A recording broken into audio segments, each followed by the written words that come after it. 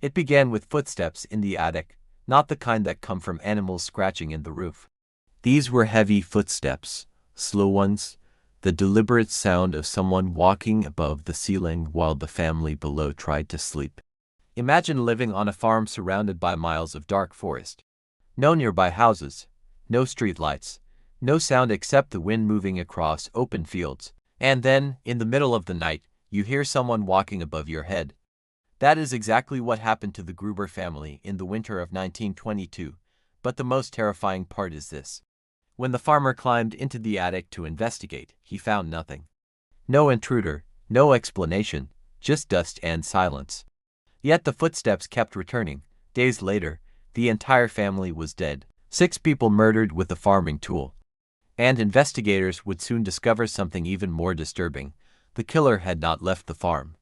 Someone had been living inside the house for days after the murders, cooking food in the kitchen, feeding the cattle in the barn, lighting fires in the stove, sleeping under the same roof as the bodies. Even today, more than a century later, the Hinterkaifeck murders remain one of the most disturbing unsolved crimes in history. To understand the horror of what happened there, you have to picture the place itself. Hinterkaifeck was a small farm in Bavaria, Germany. The countryside in the early 1920s was quiet and isolated. Farms sat far apart from each other, surrounded by thick woods and open fields. Life moved slowly in those villages. Families worked the land. Children walked to small rural schools. Sundays were reserved for church. The Hinterkaifeck farm looked ordinary from the outside. A farmhouse connected to a barn, a yard where animals were kept, fields stretching out into the countryside. But inside that house lived a family that many neighbors considered strange. The head of the household was Andreas Gruber, a 63-year-old farmer with a reputation for being harsh and controlling. He lived with his wife Cecilia, their widowed daughter Victoria, and Victoria's 2 young children, 7-year-old Cecilia and 2-year-old Joseph. Also living on the farm was a maid who helped with housework and farm duties.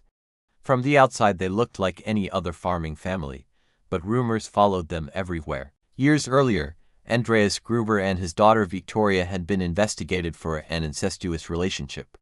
Both had been convicted and served prison sentences.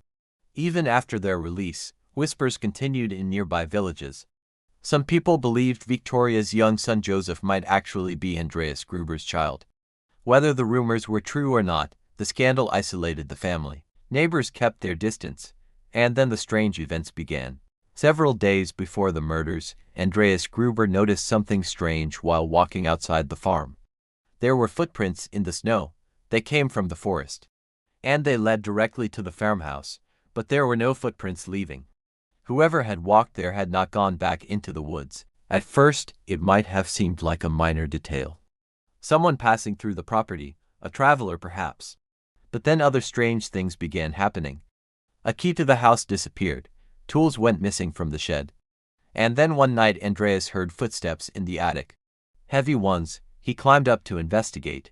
The attic was empty. But the footsteps returned again the following night, and the night after that. Then something even stranger appeared. A newspaper was found inside the house. No one in the family had purchased it. No one knew where it had come from. The maid living on the farm became increasingly frightened. She told neighbors the house felt wrong, that strange things were happening there. Eventually she quit her job. She packed her belongings and left the farm. Later she would tell people she believed the house was haunted. For a short time the family managed the farm alone. Then a new maid was hired. Her name was Maria Baumgartner. She arrived at Hinterkaifeck on March 31, 1922. It was her first day working there. It would also be her last, because sometime that evening the killing began. Investigators later believed the murderer lured members of the family into the barn one at a time. First Andreas Gruber, then his wife, then their daughter Victoria, then young Cecilia. Inside the barn each of them was attacked with a mattock, a heavy farming tool used for chopping and digging. Each victim was struck violently in the head, one after another, but the killer was not finished. After murdering 4 members of the family in the barn, the attacker entered the house. Inside were the new maid Maria and 2-year-old Joseph. Both were murdered in their beds. 6 victims in total, but the most disturbing part of the story had not yet been discovered. because nobody immediately realized the family was dead. Days passed. Neighbors noticed the family had not attended church. That was unusual. In small Bavarian villages, church attendance was expected. Then the children failed to appear at school. Concerns slowly began to grow. Finally, on April 4th, several neighbors decided to visit the farm. As they approached the property, something felt wrong. The place was quiet, too quiet, but there were also signs of activity. Smoke was rising from the chimney, which meant someone had been using the stove. Then they noticed the animals. The cattle had been fed. Hay had been placed in the troughs. Water had been refilled. Someone had been taking care of the livestock. The neighbors entered the barn. And that is where they made the first horrifying discovery. For members of the Gruber family lay dead on the floor, their bodies partially covered with hay. All had been brutally murdered. Police were called immediately. When investigators searched the farmhouse, they found two more victims. The maid Maria Baumgartner had been killed in her bed, and little Joseph lay dead in his crib. 6 victims, the entire family wiped out. But what shocked investigators most was the condition of the farm. Food had been eaten in the kitchen. Bread had been cut. The stove had been used. The animals had been fed and milked. Whoever committed the murders had stayed for several days, living inside the farmhouse, walking through the same rooms where the victims had lived, sleeping under the same roof as their bodies. The investigation quickly focused on possible suspects. One man attracted particular attention. His name was Lawrence Schlittenbauer, a neighbor who had once been romantically involved with Victoria Gruber. Some people believed he might have been the father of little Joseph. When investigators questioned him, they noticed something unusual about his behavior. When the bodies were first discovered, Schlittenbauer moved through the barn with surprising confidence. Witnesses said he seemed to know exactly where things were. At one point he even entered the farmhouse and went directly to the room where Joseph's body was located. Almost as if he already knew where to look. Despite suspicion, there was never enough evidence to charge him. Over the years, more than 100 suspects were investigated, but none were proven guilty.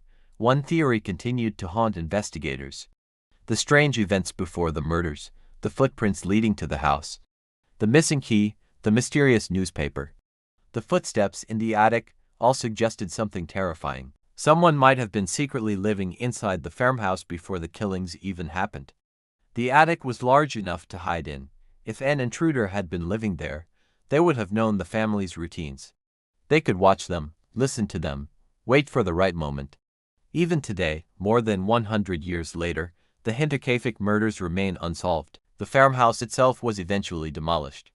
The land returned to farmland, but the mystery never disappeared, because the most chilling question remains unanswered. If someone really was hiding inside that attic, then the Gruber family may have been living with their killer for days, without ever realizing it. Powerful closing line. Sometimes the scariest mysteries are not about who committed the crime, but about how long the killer was already there, waiting inside the house.